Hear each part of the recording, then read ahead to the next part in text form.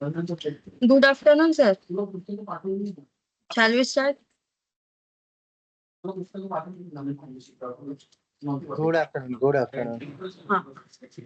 On behalf of the Professional Development Committee of the Western India Regional Council, I welcome our today's speaker, CMA Ashish Prakash Thatte, sir, Central Council member, the Institute of Cost Accountants of India, and CMA Mihir Narayan West, Chairman, Western India Regional Council of ICMA. I request Mihir sir to kindly opening remarks. Good afternoon, everyone. Before we start, I must thank my Central Council colleague, CMA Dr. Ashish Thatte sir. This is the third program of Code of Ethics we are arranging, and every time sir said yes. So thank you so much.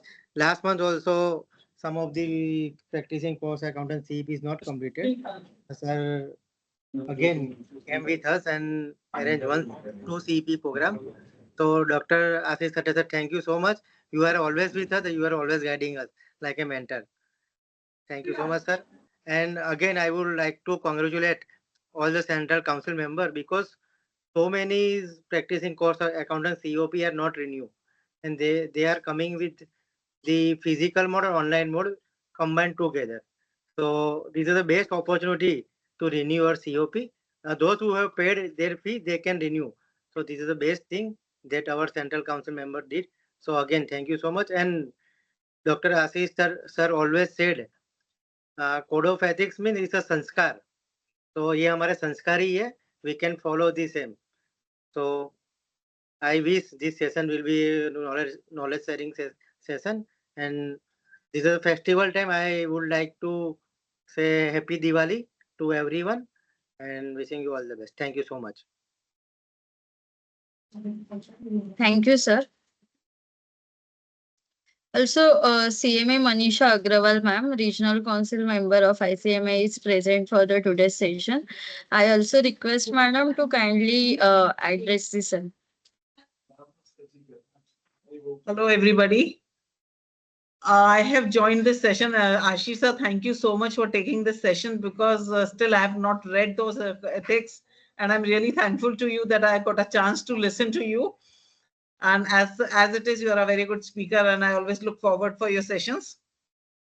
And since it's a festival period, I too wish everybody a very happy Diwali. And thank you so much. Thank you, ma'am. Now I express sir's introduction. CMA Dr. Ashish Prakash Thatte sir. He is a Central Council member of the Institute of Cost Accountants of India. Also, he is a practicing cost accountant and partner in the Joshi Apte and Associates. He is a specializes in cost audit, cost management, internal audits, designing MIS and valuations, etc. He is a member of the Members Development Committee of the Confederation of Asia Pacific Accountant from 2020 to 2024. He is a national and international level chess player. I welcome sir and I request sir to please start the session, please. Thank you so much, Pujanka madam. Thank you so much to Chairman Mihir Vyas, who has given me yet another opportunity to talk on Code of Ethics.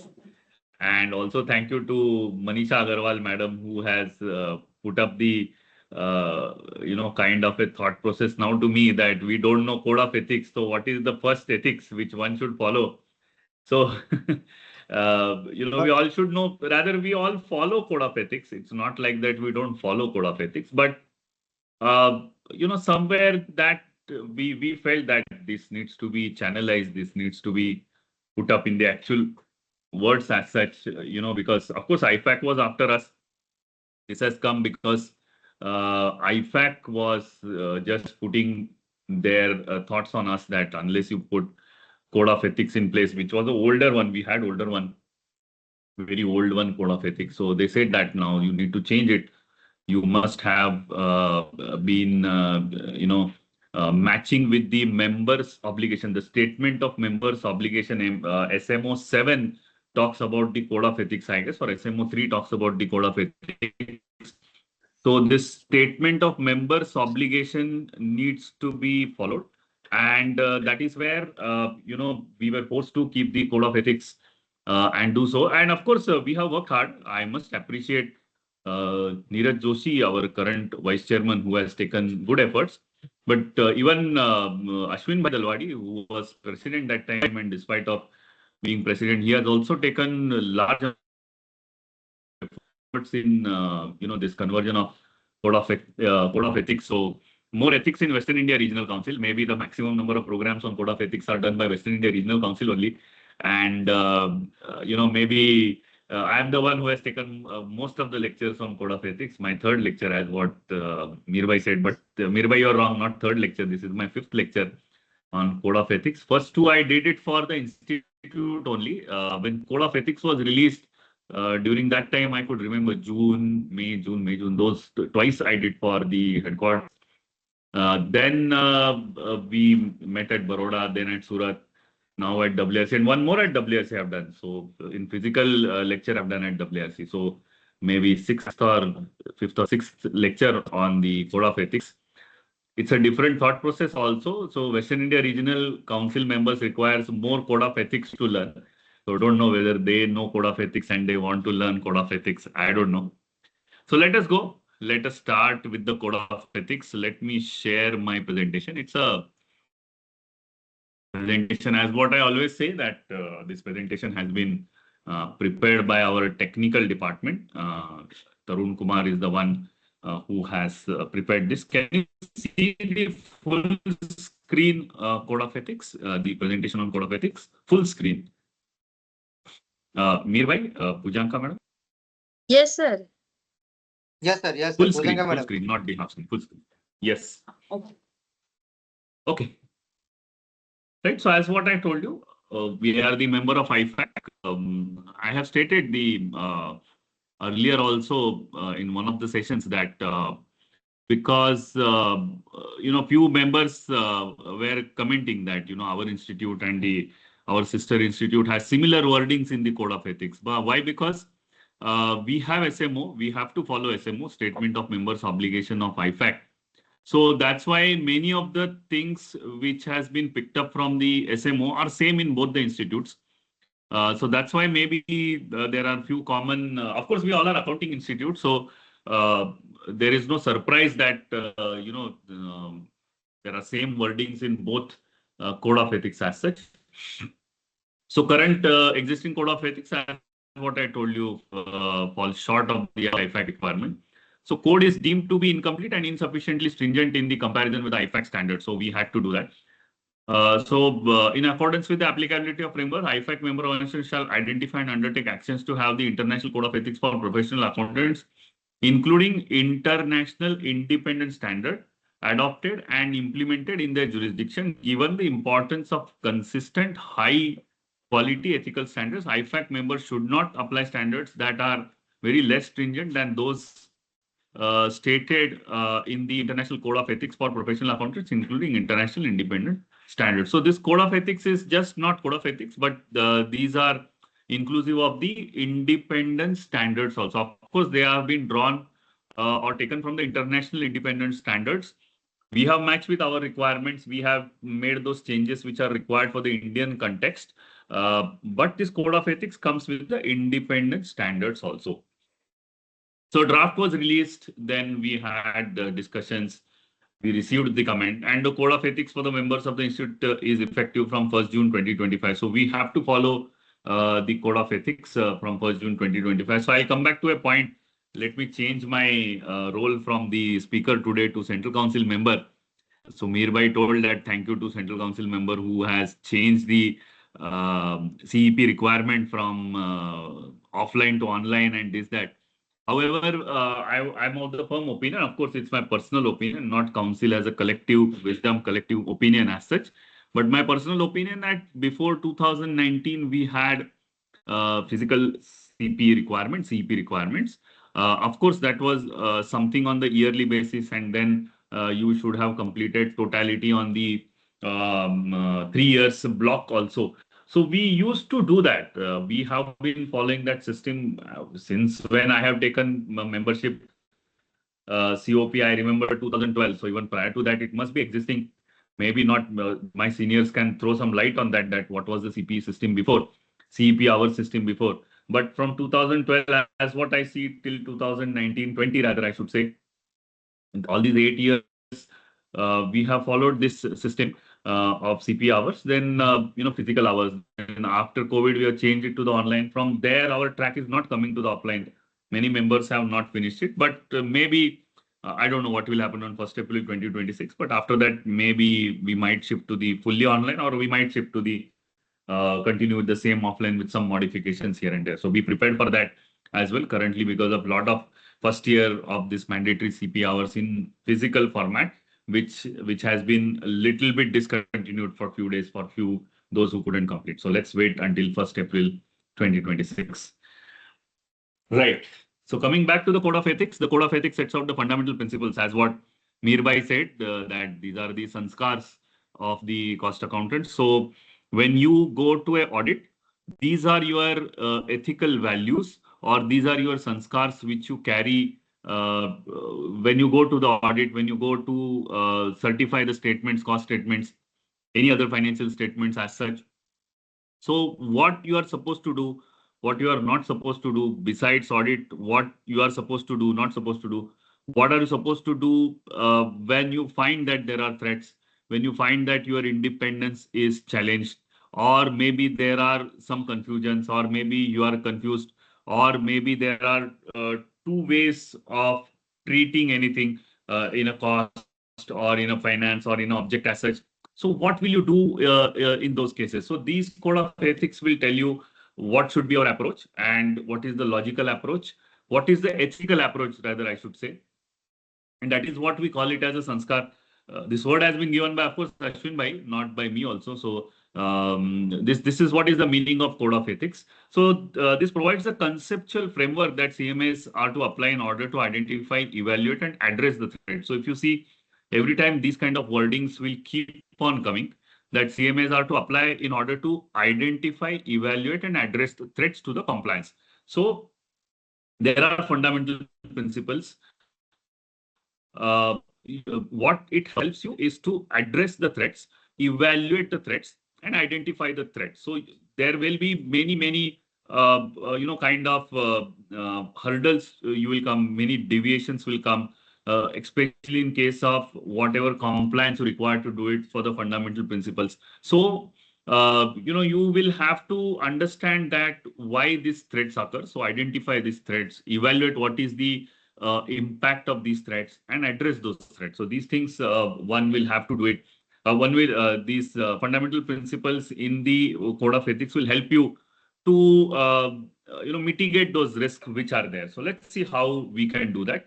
The code sets out requirement and application material on various topics to help CMAs apply the conceptual framework on those topics, right?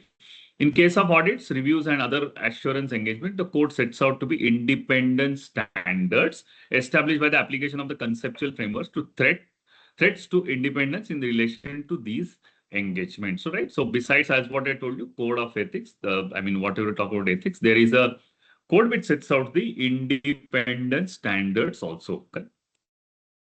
So this is the structure of the code. So part 1 talks about applicable to all CMS. Part 2 is applicable to all CMS in business. Many of us are practitioners.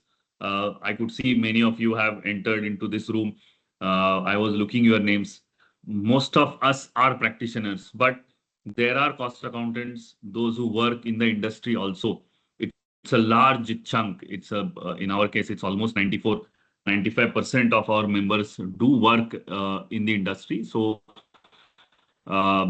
we call them as applicable. We call them as a CMAs in business. So in international terminology, we call them as a professional accountant in business. So PAIB, professional accountant in business. So these are the professional accountants, those who are into service. They are not into practice or attestation or certification functions as such. So they are into the companies, those who work for the businesses. And of course, part 3 is applicable to all CMAs in practice. Then part 4A, that's the independent standard. So independent standard for the audit and review engagements, and independent standard for the assurance engagements other than audit and review engagements. So how you can maintain your independence in case of audit and review engagements, or how you can maintain your independence for the assurance engagements other than audit and review engagements. So these things are given in this code, part A1, part 1, part 2, part 3, 4, and 4B. So what I will do is I'll also try to show you this code of ethics. So this is the code of ethics. I think you can Google it. It's there on the ICMAI website. I don't know from where I have taken. I've taken it from I had file. So you can check it on the institute website. So this is the code of ethics.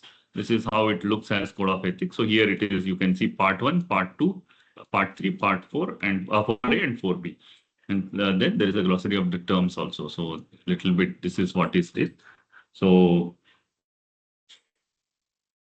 if you go through the guide, what is my, you can also go through some of the important points in the code of ethics, though it has been mentioned as in the part of the presentation, but you can also go through the same while I'm speaking, so that it's something which I mentioned in the PPT. There are some references in the code of ethics also, which also you can refer as such.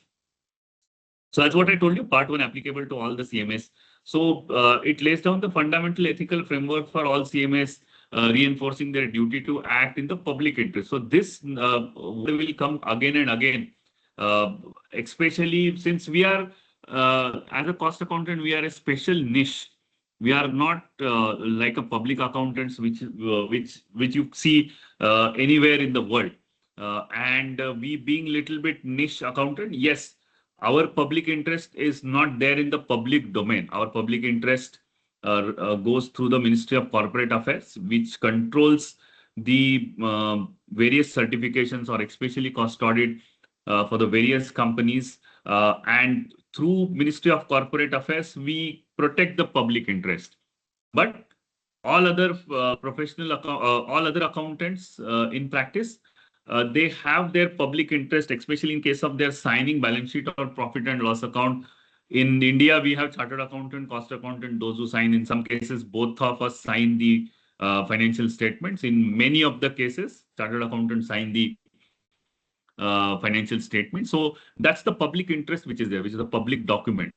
So everywhere in the code, you will find that they have taken, or they have considered, public interest as the prime motto of this code of ethics, because ultimately to have the code of ethics, ultimately to put code of ethics on all the CMAs or in the practice or in the business as such, is that you ensure there is a public interest. So my limited point was to that extent. It sets out 5 core principles defining the standard of the conduct expected. Central to this framework is the conceptual model that guides CMAs in identifying, evaluating, addressing threats. These including through safeguards whenever necessary. So what it talks about, central to this framework, the conceptual model guides that CMAs in identifying. So most important is again.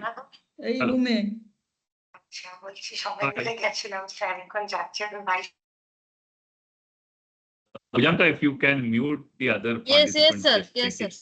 Yeah. So CMAs in identifying, evaluating, and addressing. So everywhere you will find that, we have to identify, evaluate, and address the threats, right? So it's not just to sufficient to identify the threat. You have to also evaluate the threat, whether the threat is really significant, big enough that one should consider, or if it is very small threat, how should we handle this? So evaluating the depth of that threat also, and then in case if it is to be addressed, how it is to be addressed. These principles, including through safeguards or withdrawal from the engagements whenever necessary. So they have given certain certain principles also, when to withdraw, when not to withdraw, safeguard, what should be done. Right. So overall, part 1 underscores the critical role of ethics in maintaining the credibility, reliability, and accountability of the CMA profession. So how these sections are put up, so you can see that there are 100, 101, 102, 200, something like that. So we have put up like this. CMAs are expected to act in the public interest, as what I told you. Their work spans cost audit, internal audit, valuation, assurance, and corporate reporting, amongst others. The code mandates compliance with the 5 fundamental ethical principles and a concept framework to address the ethical threats and ensure independence. So provisions are marked with R are mandatory and A are application material. So we have not given any separate guidance note or the application material for the same. Uh, I mean, you can come up with your own application later on, or maybe institute may also come up with few more guidance on that, or maybe some guidance note, FAQ, etc. I don't know what we'll do in next 6 months, 1 year to take it forward. But if you go through Code of Ethics, if you have found out on the website, you can go through, you can see R are marked as mandatory requirement and A is the application material as such. So what are all those, complying with the code? So complying with the code means more than following the rules. It includes understanding their intent and addressing their any ethical breaches appropriately. So what are the breaches must be evaluated for the significance, remedied promptly, and reported if necessary to stakeholders or the regulators. As what I told you, the prime most or the core of that is the public interest. So wherever it is possible, you have to give disclosure, this, that. So those things has been put up in the code. So there are 5 fundamental principles. So these are the 5 fundamental principles. One is integrity. Second is objectivity. Third one is professional competence and due care. Fourth is confidentiality. And fifth one is professional behavior. So why we call it as the sanskar of the CMA is, you can see this fundamental principles, 5 principles which has been put up. It says integrity. So what it be honest is that, see, the point is we all follow this directly or indirectly, knowingly or unknowingly. We follow everything. The point came when we went through SMO, when we saw International Code of Ethics, their suggestions, etc. We said most of our members do follow, there is no question, but they want that to be put up in the words as a code of ethics. So of course, it's a legal requirement, one has to follow, there is no choice. So that's why we have decided to do it by this way, that, restricted to this fundamental principles, starting with this, fundamental principles, and then going ahead out of these fundamental principles, how CMAs in business or CMA in general or CMA in practice should follow this fundamental principle. So first is amongst that is the integrity. Second one is objectivity. Third one is professional competence and due care. So all these things we know we do follow. Confidentiality and professional behavior. So these are some of the 5 fundamental principles which we have. So what is the conceptual framework? The conceptual framework provides a systematic approach for CMS to handle the ethical dilemma. So many a times when you go to company, when you are doing certifications, valuations, auditing, etc. So many a times you have ethical dilemmas, whether I should do this or whether I should do that, whatever are there.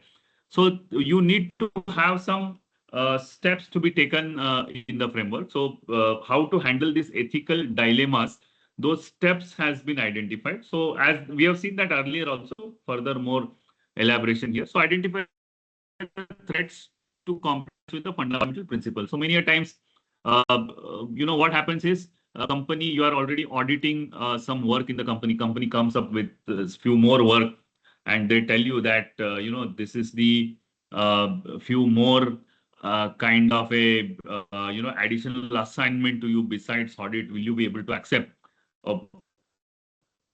Possibly, you will say that I am a very good professional and I can complete this assignment very easily. Yes, you say that you accept this assignment, but on the side of that, you should not forget that Companies Act prevents you from taking consultancy wherever you are an auditor, and you must maintain your independence. So, that's a threat to you.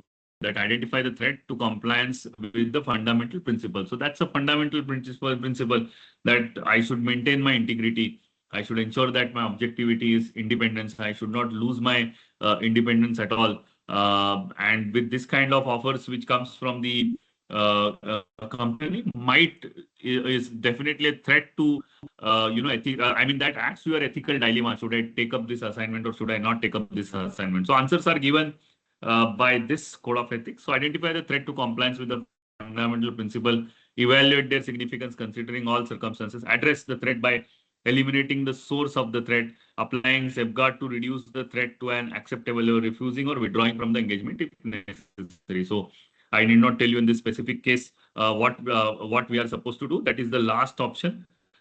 in the third point, refuse or withdrawing from the engagement if necessary. So of course, as a firm, if I'm the auditor, I will definitely refuse any kind of such offer given by the company as such, right? What are all those types of threats which are there? Self-interest, financial gain, affecting judgment, then self-review, advocacy, familiarity, and the intimidation. So you might get some threats, pressures from the companies that you change this number or audit this number properly, this, that. So these are the types of threats which has been identified in the code of ethics. So, these are the 5 threats which are there: self-interest, self-review, advocacy, familiarity, and some kind of threats, intimidation, which might come, pressure might come to you from the various uh, companies or various places which you might get. So what are the tools for their evaluation? Use an inquiring mind to assess the sufficiency and credibility of the information. So whenever there is a threat, you have to first do is the evaluation of that threat. So how will you find out that threat? So for example, I'll tell you, I had one discussion only today morning, and the gentleman who was there, he was very fussy about the numbers. And he told me that, sir, your third digit, since they report in lakhs, so that 1,000 or 100 rupees are also quite important. But he told me that within decimal, your third decimal at 2 places are not matching with each other, and that is why they are compensating each other. So your total is right, but these 2 places it is not matching. So need to change it. So that's a threat. I had an ethical dilemma that what should I do in that case? Should I change the number, or should I say that okay, fine, these few numbers, third decimal, maybe in the lakhs, but still third decimal is not much importance. And any which ways, these are the kind of what we'll call it as the errors, which are compensating errors. So ultimately, my total is matching, so that should not be a problem. So I had to apply my mind and say that since audit report is not signed, we can change those numbers. So I've told company that okay, fine, you can change those numbers accordingly. But we have found that this is the threat to my kind of a audit work which is there. So I could have easily told him that these are compensating errors. You could have continued. I had no problems. You could have continued. There is no issue at all. But the point was whether that was that significant. So for me, I felt it was significant. For others, you might not feel significant. You are just going through the totals and you say that my totals are right. And let's go ahead. Why to go into third decimal of 30? Why to think about those 2 entries which are there out of 40? There is no point, and that to third decimal differences which are there. So apply professional judgment considering bias, complexities, and need for the expert. So wherever you require, you can take the expert consultation also. Many a times, whenever there are issues, say related to provident fund or some or other legal matters which are there, so we always take the expert consultation. We have experts who can calculate PF for the companies, whether the company is paid really correct PF or not. Or possibly, many times your Companies Act also mandates you to give your professional judgment on fraud, this, that, so many things which are there related to the company. So, this is the way many people also evaluate, and there is a need for the expert consultation also. And use a reasonable and informed third-party test means another impartial professional agree with the action. So, yeah, usually we don't have it, but we have, suppose we have more partners in the firm, so you can discuss with your partners, and impartial professional partner is not involved into that, so he might give you the impartial professional advice, and then you may agree and take the action accordingly. Correct. So basic consideration: be aware of the cognitive biases and such as anchoring, automation bias, confirmation bias, and group link. So what happens usually is company tells us, yeah, this is automated data. This comes through the system. So what can we do? So at that point in time, you should be able to assess the risk which is there out of this automated data which is coming. So for example, there is a total of raw material cost which in the profit and loss account, and you want to know that what should be the cost of cost of raw materials to produce each and every product. So possibly at that point in time, company tells you that this is our special development in the report, and sorry, This is our special development in the report. And, this is what is the report which comes, and we have given you this report. So how will I eliminate this risk of automation? Automation has come. So I should be taking help of some experts on this topic, and then, SAP or ERP or whatever is you are doing, and confirm with them that this kind of automation is possible, or if this kind of automation is there.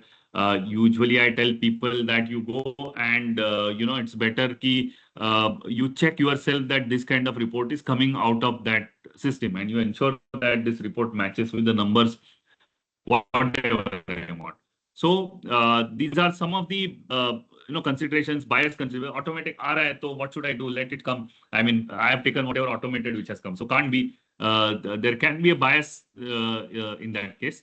So mitigate them through consultation, training, and the expert advice, as what we have said. Organizational culture, ethical behavior is reinforced when the organizations promote leadership, accountability, whistleblower protection, training and reward system aligned with the ethical value. So, let's understand this is applicable to all CMS. Possibly, we practitioners may not understand this in much depth, that what is organizational culture. But wherever I'm working, say full time, I'm working as a employee of the company, CFO, or maybe lower to that as a of the company.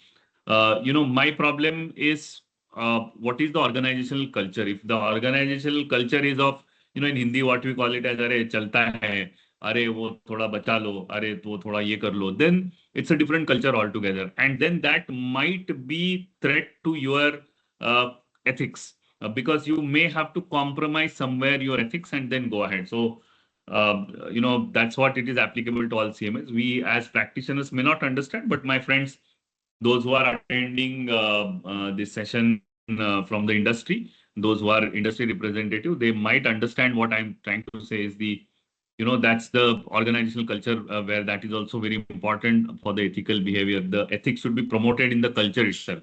So then only you are in a position to, assess that risk and mitigate that risk. So application to the assurance engagement. So what we were doing is some bias consideration, then organizational culture. So how these ethics are applicable to the assurance engagements. For CMS involved in audits or assurance engagement, independence is mandatory. Independence of mind and independence in appearance, both should be there. Then professional skepticism must be applied, particularly in the cost audit, where CMS question inconsistent information, recognize pressure that may compromise objectivity, ensure the adequacy and appropriateness of the evidence. So these are the some of the professional skepticism one has to follow. The best auditor are those who questions many a times to their auditees.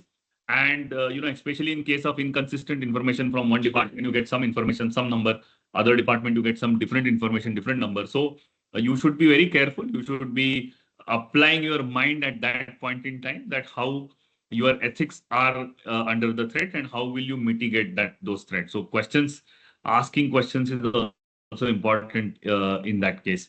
So having seen part one, that is applicable to all CMS in general, now we'll go to the CMS in business, that means CMS in business, in the sense CMS, those who are working with the various companies, professional accountant in business, as what we call it as. Then applying the conceptual framework, CMS in business are required to comply with the 5 fundamental principles, apply the conceptual framework to identify, evaluate, and add the same thing which you will find we have seen earlier.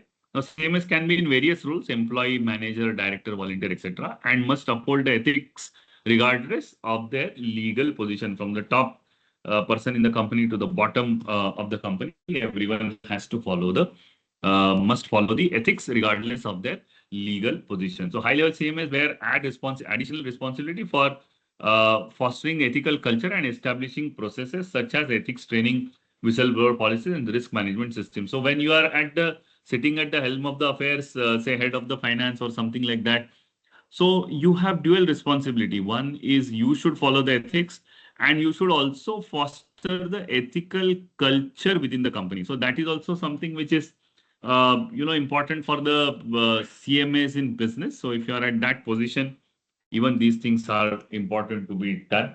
So identifying and evaluating threats to the ethical compliance may stem from self-interest, self-review, or advocacy, familiarity, or intimidation. So, similar as what we have seen earlier. Additional concerns arise from the technology use, such as reliance or insufficient or biased data or unverified algorithms. So, there are problems when, as a professional accountant in business, I take whatever numbers or whatever logic which has been given by technology, and then that might trouble me, or that might be a threat to my ethics which is there. So I should be very careful on accepting that data which directly comes from technology or whatever it is, those kind of things which are there.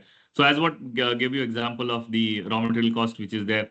Similar to that, many of the say customer data, maybe sales data or something which is not financial data also, which comes from technology, I can't use it as it is. So there is very much a threat to the kind of the ethical, that is the code of ethics, I should say. So work environment influences ethical risks. Strong leadership, internal controls, training, and transparent policies help mitigate these. This I have seen many of the multinational companies wherein ethics is at the top. They just don't even think of compromising with ethics. To that extent, I have seen, I give you example of the decimal, last three decimal. So whatever board has approved, companies want the same thing to be reported in XBRL.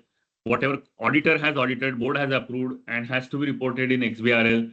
If there is any small deviation also, like the third decimal as what I told you, companies come back to me.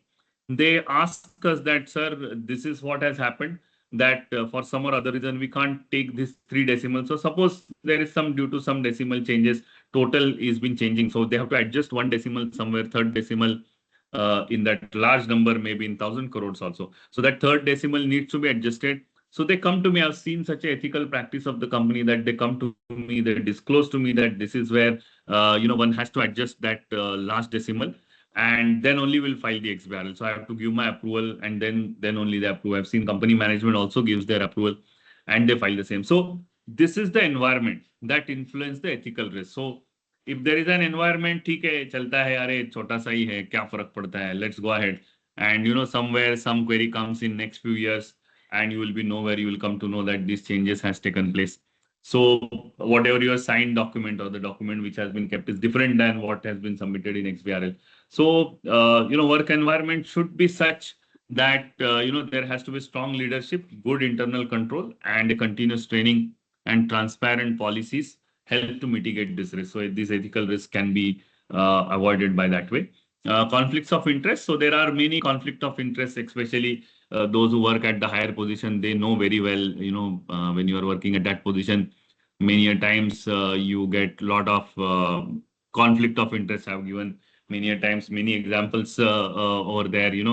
My friend who was working with the company has been suddenly removed by the company, and he came to me that what was his fault, that he was working with the purchase department, and wherein he has uh, asked his wife to give a car, whatever car she was owning, that car was given back as a rental to the company. So when company has found it out, they have immediately removed the person who is working with the company, stating that there is a conflict of interest which you have created. You are taking salary, and as well as a capacity of the purchase manager, you have approved the payments of your wife's car also. So something which we don't accept, and that's why you have to leave the company. I mean, I've seen to that extent that the conflict of interest are handled by the company in such a way, absolutely no nonsense, no deviation whatsoever from that conflict of interest which is there. Then CMS must identify conflicts proactively, take steps to disclose, obtain consent, and implement safeguards such as recusal from the decision making. So I've seen many a times, like what car example I gave you. So had you been disclosed, had you obtained the consent, and had you implement those safeguards, then you could not have lost your job. So possibly you could have got rejected, or maybe people have stated that this is a small payment, doesn't matter, he has disclosed, so we have no problem. Or they might have put up the cap that during the year, out of total business, say X amount of business only you can do with this car, with your wife. You can't do beyond this because you are the approving authority. So they might give their consent on certain conditions. But that kind of a culture must be there within the company. And then, I mean, that is where the, ethical behavior comes into the picture within the company. Then preparation and presentation of information, same as must present information truthfully aligned with the applicable framework, avoid misleading estimates or omissions, exercise discretion responsibility in forecast or the report. So that is also, especially when the, there are CMAs in business, they do report many a times on various aspects, not the, the financial aspects, but there are non-financial aspects also being reported to the management. So it is expected that as ethical practice, information presented truthfully and aligned with the applicable frameworks, etc. Then CMAs must assess the credibility of third-party work and technology outputs before relying on them, as what we discussed earlier also. If associated with misleading information, they must take corrective action or disassociate from it. So whenever there is a misleading information, definitely they should take some corrective action or disassociate themselves from the same, right? So these things you can do. Acting with sufficient expertise, CMAs must not misrepresent their competence and avoid tasks beyond their training or experience. If necessary, CMA should seek training, expert help, or decline assignments to maintain the professional competence, right? So just because there is a job in the company and, they want to have the kind of a very specific ERP knowledge, and you are not expert into that, or you don't have any knowledge, but still you misrepresent to get the job that, I have competence, I have done this kind of work in the past, then you please employ me there or something like that. Maybe there are possibilities that even when you are accepting any project within the company, when you are working with the company as an employee, you accept some project, but still you are not aware about anything about that project or challenges which has been faced, especially say technology advancement as such. Then CMS must not represent their competence. That is what is being stated here as a part of as a code of ethics to the CMS in business. Financial interest, compensation, and incentives. Self-interest rates may arise. All these things we know very well. Inducements, gifts, and hospitality. Many a times we receive a lot of gifts and hospitality. I always tell my there will be some discussions later on this aspect, so we'll take it. Improper inducements can threaten integrity, objectivity, and behavior. CMS must not offer or accept the gifts intended to improperly influence. Evaluate factors such as value, timing, frequency, and cultural context. Even the trivial inducements may need mitigation. For example, transparency, recusal, or donation. Family-related inducements must also be evaluated for intent and influence. The very famous cost accountant who she is into trouble, we all know, due to her big position in the bank. So maybe that is where gifts and hospitality is something which is important. By law itself, tomorrow, if that lady is found to be guilty by the various authorities, the institute will also take action on that lady, because that is mandated by law to us, that we will have to take action on her in case publicly, if you found, she's been found guilty or declared guilty, then institute will also have to take the action. So this is what is the code of ethics. As what I told you, if you don't follow code of ethics, you have your own problems. You will face the some or other problems for not following the code of ethics. So responding to non-compliance with the laws and regulations. So CMS must respond to actual or suspected legal non-compliance. In case of non-compliance, you must raise the voice to say that this is what there is a non-compliance which is there. Senior CMS are expected to understand the issue, discuss it internally, escalate to the government, take public interest action if necessary. CMS should document actions, consult legal counsel, and ensure disclosures are made in the good faith in accordance with the laws and internal policies. So pressure to breach the ethical pressure, there will be a lot of pressure, especially when you are working with the company. You are very much loyal to the company, and company expects you to, maybe breach those ethical principles. So how to survive yourself from those? So that all depends upon culture of the company, as what I told you. So CMS may face explicit or implicit pressure from superiors, clients, regulators, or peers, or the internal performance expectations. So there is some performance review which is there, which is going to happen. So what have you done? if those kind of question comes, you might say that I have prepared, the good budget or maybe good sales. I have shown this, that. So that is what is being pressure to breach the ethical principle has to be stopped. CMS must not yield to or apply pressure that leads to the ethical breaches. So it's not only you who takes the pressure, it is you who might be in a position to give the pressure also. So it is expected that you should not only take, but you should not apply the pressure that leads to the ethical breaches. Correct? So these are two parts of the code of ethics. If you have any questions, let me take those questions first, and then we will go to this applicable to all CMAs in practice. Any questions on that? Yes, I have a question, Dr. Ashish. Yes, ma'am. It deals with the compliance with laws. Now, we are talking about CMA's responsibility for ensuring that any non-compliance goes without being unreported. That means they are supposed to report. But how does this interpret as far as areas that are not directly in the CMA's responsibility concerned? For example, if there is any income tax related non-compliance, and directly the CMA who is noticing this is not involved with income tax activities of the company. Correct. That is why if you see this presentation or even the code of ethics, see, there has to be a culture in the company which encourages the ethical performance. If not, there has to be a whistleblower policies. So Government of India has those whistleblower policies. You can always write to the Government of India that there are some problems with this company. Say income tax, as what you have stated, is not been correctly filed. The income has been not fully disclosed, or the tax has been not fully paid, whatever required to be paid. So within company also, the culture has to be there. So I'm not working with the, not associated with the income tax anymore. Whatever is being calculated in the company, paid by the company.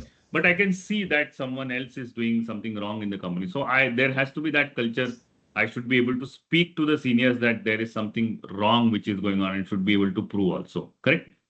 I hope, madam, I have replied correctly to your question. Yes, partly, because in this case, what would happen is there has to be a company whistleblower policy where the person will be protected in spite of reporting such a thing. Where there is no such particular policy, then that person is exposed. So how far will this code of ethics force him to take that risk? Correct. So that's what I told you. So Government of India has the whistleblower protection policy. So you can write to Government of India. If not to the company, the ultimate recipient is the Government of India. You can write it to them. Right. So after this ethics training, we will all require training for those kind of things. That's true, madam. Correct. Ethics is not simple. It looks simple in the presentation, but when it looks to be followed in day-to-day life, it's tough. I just saw one news, very famous last 1 day, 2 days, just roaming here and there. One IS officer who was writing books on ethics or something like that, non-corruption or something like that. He was found to be taking bribe of rupees 10 crore from a company to reduce its fine from 50 crore to 4,000 rupees or something like that. So it's very easy to write, it's very easy to give lecture, it's very easy to listen to my lecture, but following that ethics is tough. One has to be really strong enough to follow those ethics. Thank you. Yeah. Any more questions? Yeah.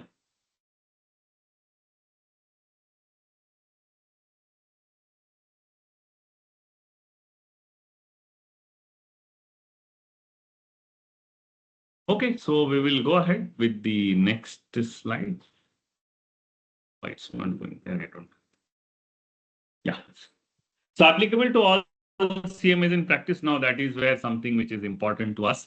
So part 3 of the Code of Ethics provides comprehensive ethical framework for the CMAs in professional practice. It emphasizes integrity, objectivity, and the public interest, rigorous application of conceptual framework in every engagement, careful management of conflict, fees, client relationship, and legal compliance, the necessity of transparency, disclosure, safeguard, and in critical cases, withdrawal or the reporting. CMAs are interested with upholding the highest standards, and this code ensures their actions reflect professionalism, ethical conduct, and societal responsibility. So, many of the people ask me just like question Anuradha madam asked. So, what to do in that case? I mean, companies now we are especially in our domain that is applicable to all CMAs in practice. Most of us are, what I understand from the names which I saw. So, somewhere company might ask you that why are you disclosing this? Why are you giving a note to this? Is it not like a qualification to our uh, audit report, qualification to our accounts, cost accounts which we have maintained? So these code of ethics will help you to show what is given in the books. I'm just saying that companies doesn't want you to do so. They want to know from where it has come or why you want to disclose or whatever action you are taking, they want to know the reason behind that. So for example, I'll tell you, we get a lot of audits which has been done by our other auditor, the cost auditor. So company for some or other reason wants to change the auditor. So when they come to us, we categorically tell them that we'll not accept any fees which are beyond the fees charged by the previous auditor. So if previous auditor has charged you 100 rupees, we will charge you 101 rupees. Or worst case, we will charge you 100 rupees, but no question of we are charging you 99 rupees, which is not possible. So company asks us from where you are telling us this. There is no such law. There is nothing like that. As per law, you can always do the undercutting. There is no this one on that. So, but we have to follow the code of ethics. There are mentions about the code of ethics in the same. Institute has also issued the specific guidelines for the same. So, when I show this to the company, they understand that why I am saying it. So they put their company also into trouble. They put their cost accountant also into trouble. There is a specific law, we call it as a clause 8 of the part 1, schedule 2, schedule 1, part 2, clause 8. So that talks about the sending intimation to the previous auditor, and then that letter format which has been given by the institute has category a declaration given that I am not charging fees lesser than that. I am one of the beneficiary of that clause. Why, I'll tell you. When I got one audit long back, it was, I think, 8, 10, 12 years back. So when I got the audit, when I got the audit, rather, I should say the other auditor was beneficiary. Sorry. So when I got the audit, I wrote to the previous auditor as per law. The previous auditor replied back to me stating that his fees for the last 2 years are pending. So requesting me that to pursue company to pay my fees and relieve me from the duties. So I gave this letter to the company. I asked them that, if the fees are pending of the earlier auditor, I can't take up your assignment. Company paid the fees. They gave me the receipt that, these are the fees which has been paid to the previous auditor. Now I can accept the assignment. So then I accepted the assignment. So my point is, it provides a comprehensive ethical framework to the CMS. So they were asking me repeatedly that where it is written in the law that you should write it to the previous auditor. After getting response from the previous auditor, that time I realized that why they were insisting me to show a law where it is written that I should write to the previous auditor. They never wanted me to write it to the previous auditor, right? So this code of ethics, this whole document will help you to show something from the code of ethics to the company, to the auditor, or to the auditee, that that since it is written in the code of ethics, I must follow. And I'll tell you that out of 199.99 people will agree that, okay, yes, it is written over there. It is mandated you to follow, so you should follow. And if you are following it, we have no objection. You can follow.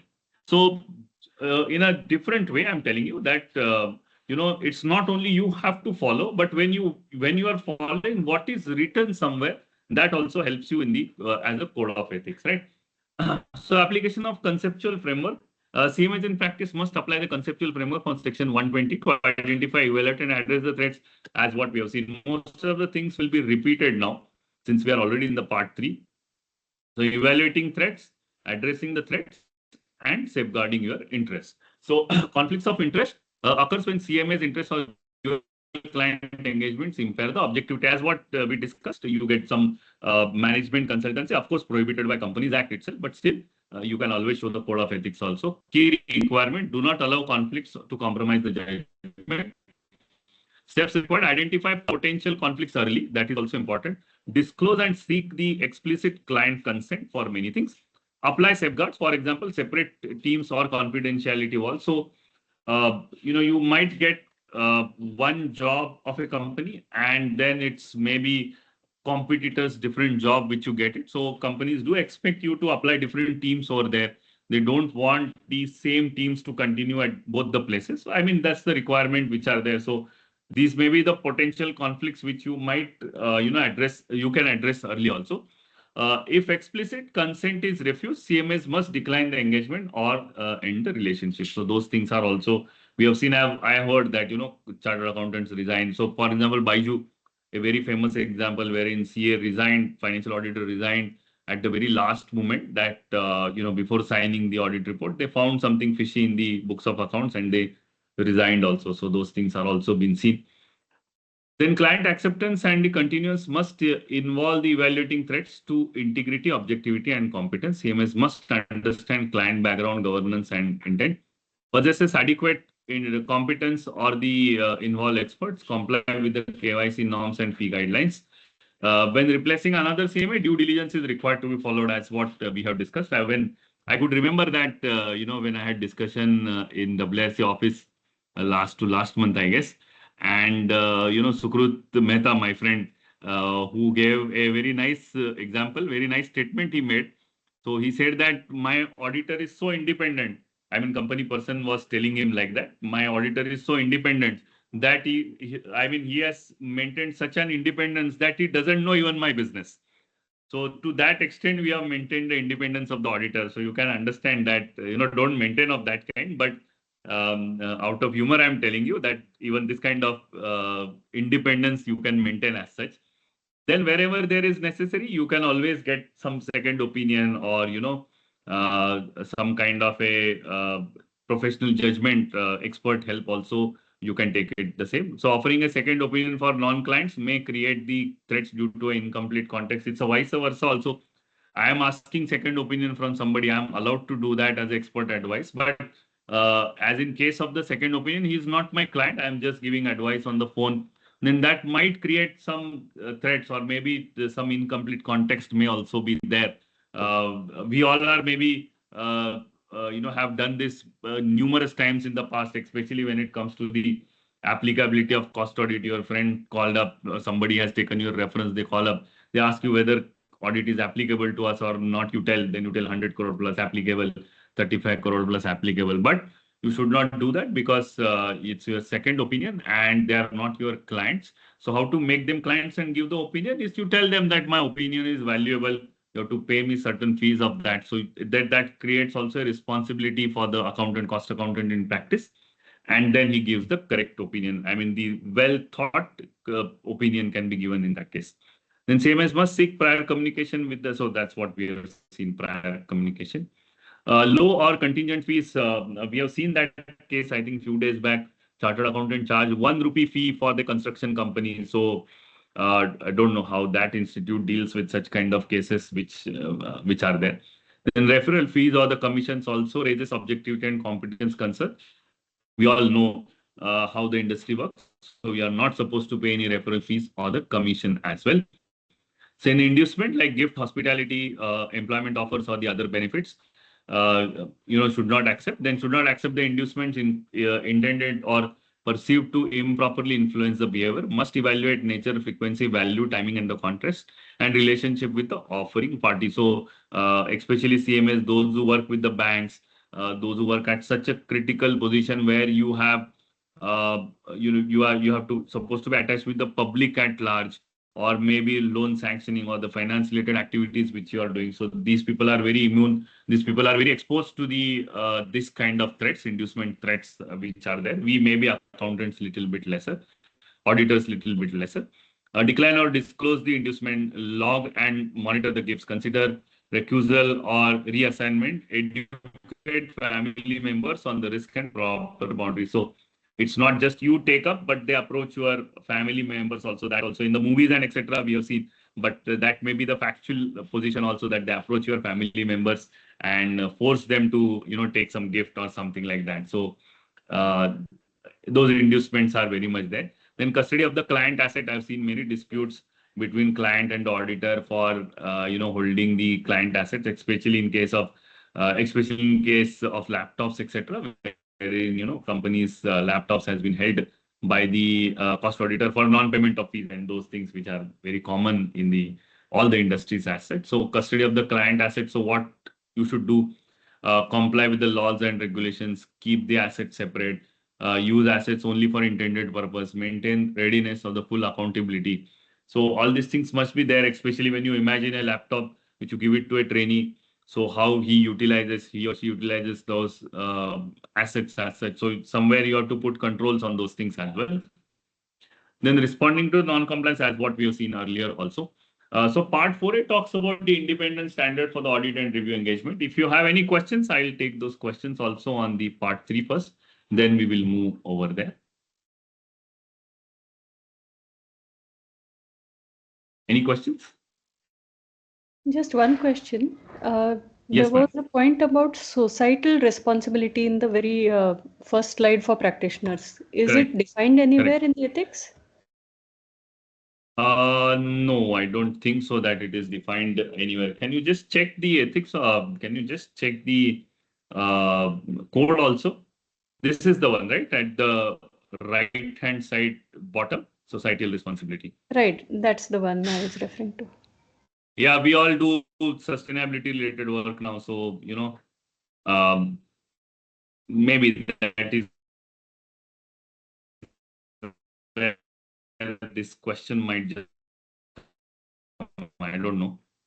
Yeah, it's a very broad term. Yeah. So So in glossary, you just check. I'm not much aware about that. Can we check?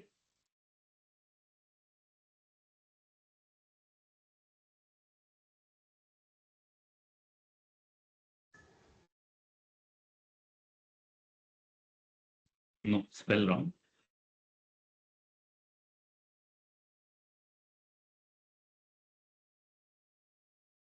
It's some other word, it must have come.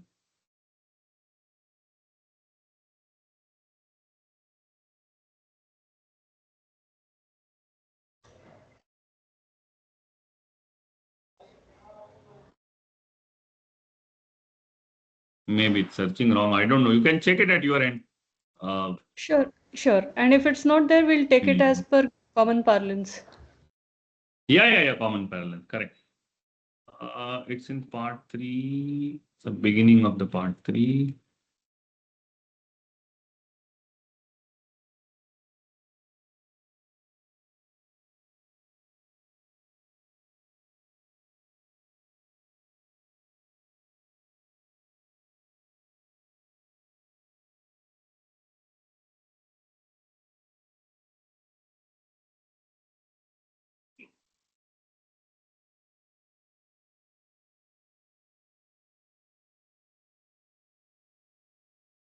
Okay, I'm not able to recollect from where it has been taken. That's okay. Yeah. Anything else? No, just one point that I'd like to add. You spoke about engaging experts. So in that case, we also have to remember to take the client consent before we do that. Yeah, absolutely. That's a part of ethics only, no? So unless you take up the, express approval of the client, not a good idea to, think about the expert advice, and ultimately paid by the company only for that purpose. Any more questions?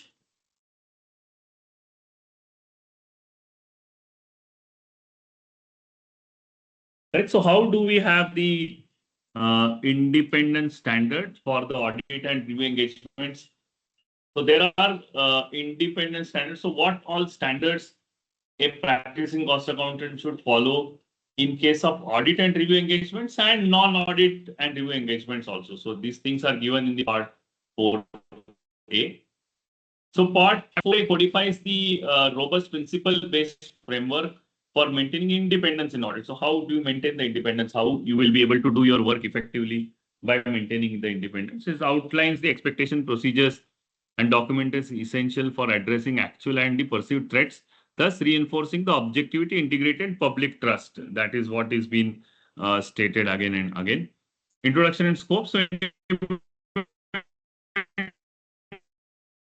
is mandatory for CMS practice aligned with the public interest.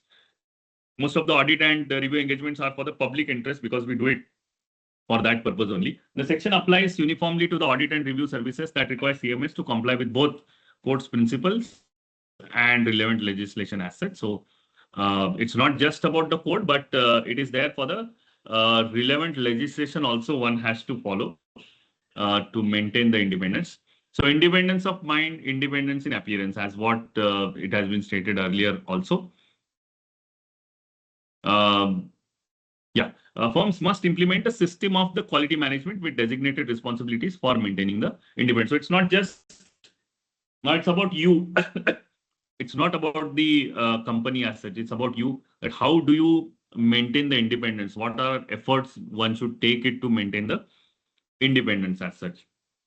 So CMS must identify, evaluate, and address the threat to the independence using the conceptual framework.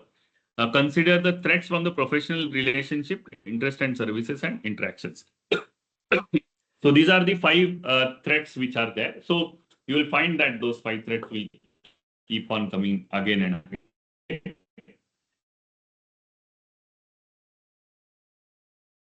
So firms must consider independence not just from the client, but also from the related entities such as clients, control or influence.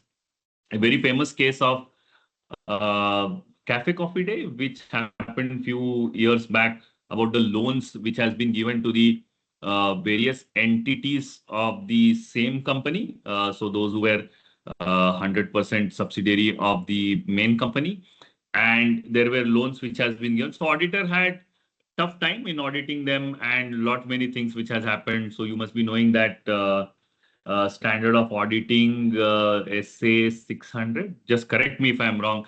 SA 600 was reviewed. Then there was problem between ICAI and NAFRA, this, that. But that whole conflict came from the CCD case.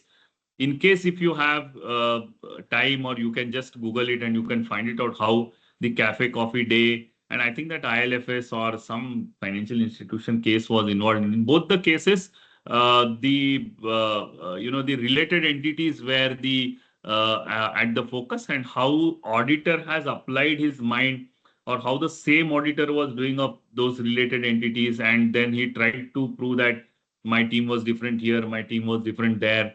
So they have applied their own professional separate judgment, and that is on that basis they have given the report. So one entity was showing that other entity is due by 600 crore. Other entity says that we have already paid out of 600, we already paid say 300 crore, and we are due only for 300 crore. So those kind of conflicts which has happened between two same auditor, this, that, or different auditor also were there in case of CCD. So all these things do happen in case of related entities.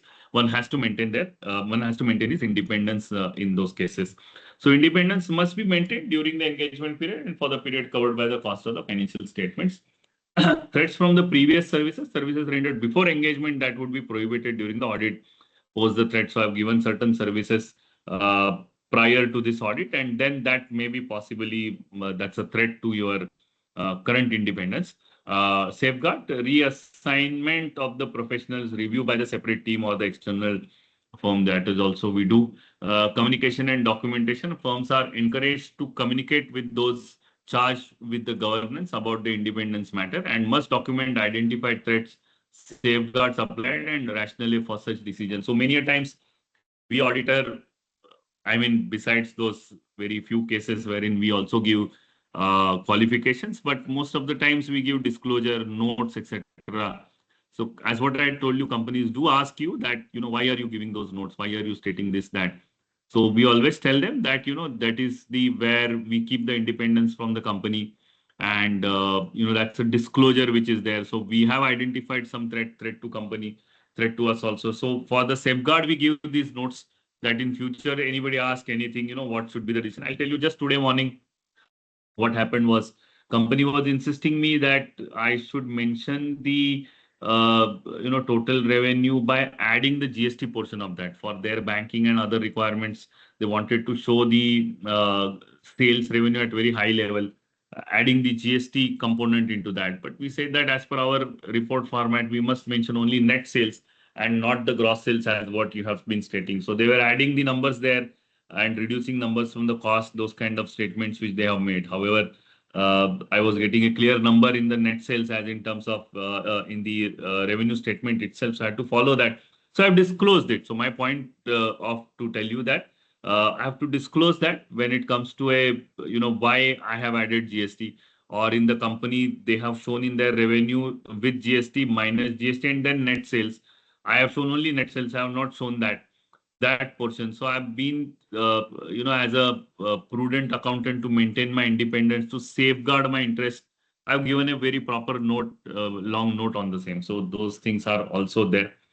Network firm, we are working on the network firms. Let's see that how we could conclude with the network firms also. Currently, also we have rules of networking, not very effective, but very soon we might come up with the new rules or the new ideas in the network firm as well. Sorry, network firms as well. If a client merges with or is acquired by the another entity, firm must identify potential independence threat, address or eliminate disqualifying relationship by the effective date. If not feasible, apply transitional measures or discontinue with engagement. So, for example, I am doing, some kind of a management consultancy to one company which is not under audit, or I'm not auditor. The other company I'm auditor, and this both companies get merged in the future, or where I'm auditor and there I'm doing management, and these two firms get merged together. Then what will happen with my non-auditing assignment? So after this merger and acquisition, I have to disclose that I'm doing this work for here, this work for there. All those rules will apply. So somewhere that disclosure is required, or wherever you want to write the letter or something like that, that is being required. So when there are mergers or acquisitions, there may be threats, potential threats or something like that, which might come. Correct?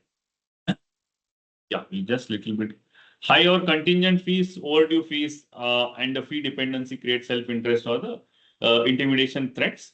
Safeguard the external review of the work, communication with the governors, diversify the client base. I'll tell you that, many a times we accept the work because, we don't judge what is the quantum of the work. And then once we go into that, we realize that the quantum is really high and we are not able to deliver. So it's always better. It's always advisable that you judge that what is the type of work which is there. If you are doing audit and review engagements, then how much time is involved into that? What are the complexities of business? Then only you involve yourself into audit and review engagements. Otherwise, it's better not to involve into that. Otherwise, those high or contingent fees, whatever it may be, that might be the hindrance or might create a threat to your independence. Correct. So compensation policy, audit team members or the key audit partners must not be rewarded based on the success in the selling non-assurance services to the audit clients. Gifts and hospitality. CMS must not accept the gifts or hospitality from the audit clients unless it is trivial and inconsequential. So, Diwali is around the corner. Happy Diwali to all of you, but your clients, some of you might be sending you some of the Diwali gifts also. So I don't know how do you deal with that, especially. And section also is very interesting, 420, very nicely given section in the Code of Ethics also. So that is where CMS must not accept the gifts or hospitality from the audit clients unless it is trivial and inconsequential. So when Diwali gift comes, you can say that it is very inconsequential, right? Even the small gifts intended to influence are unethical. Of course, you have to understand, you have to draw the line between what is inconsequential and small, but still unethical. Like litigation with client, then financial interest, we have loans and guarantees. So all these things are, various occasions at which how a cost accountant in practice, while doing the audit and review engagement, should deal with these threats which are there. I think there are plenty which I have covered. I'll not do that. So part 4B talks about the independence stand for the assurance and engagement other than audit and review engagement. So these are assurance matters where I have been appointed to do the assurance, which are not audit other review engagements, right? So if it's also very similar to what we have seen earlier. So same, what is there as the, what's the threat and how will you mitigate that threat? That is what it has been discussed. I think you can go through those things very simple and understandable. These things are. So I think I'll have to stop here. We are very running short of time also. So thank you so much for your patient listening. If you have any questions, you can ask those questions. I think last 5-10 minutes we can give it. 5 minutes we can give it for the question and answer.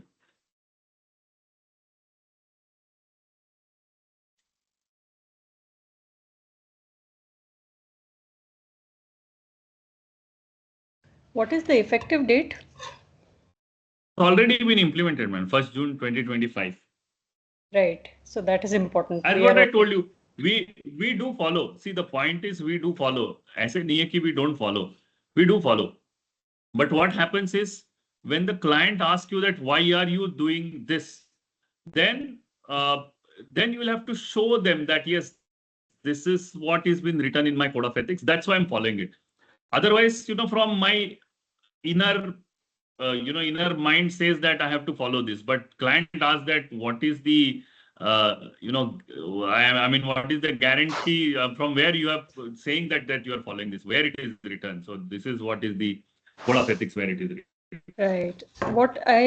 My intention of asking you the date of applicability is because all the members who are in business, they will have to follow cost accounting standards even for preparing their regular cost records. Yes, very nice, valid point, madam. Correct. Absolutely correct. Sorry, man. Throat was a little bit sore today. Yes. Any more questions?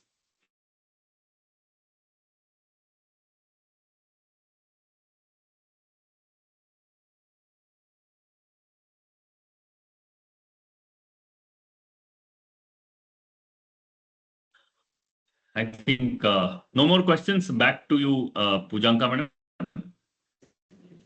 Yes, sir. Sir, now we will conclude the session then, sir.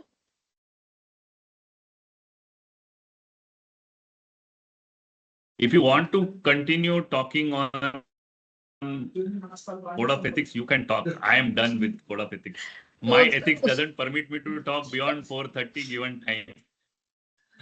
Okay, sir. Okay, sir. ठीक. Or if anyone else want to talk about code of ethics, that is also okay.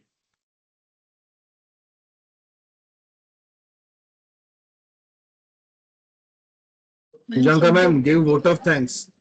Yes, yes. Give vote of thanks from institute side and you can conclude. Thank you, sir. I think there is no other questions. On behalf of the Western India Regional Council of the Institute of Cost Accountants of India, I express a heartfelt thanks to CMA Ashish Thatte, sir, for the impactful and interactive sessions on the Code of Ethics. Now we will officially conclude these sessions. Thank you, sir. And thanks all the participants for participating in the today's session. Thank you. Thank you so much. Thank you. Thank you, sir.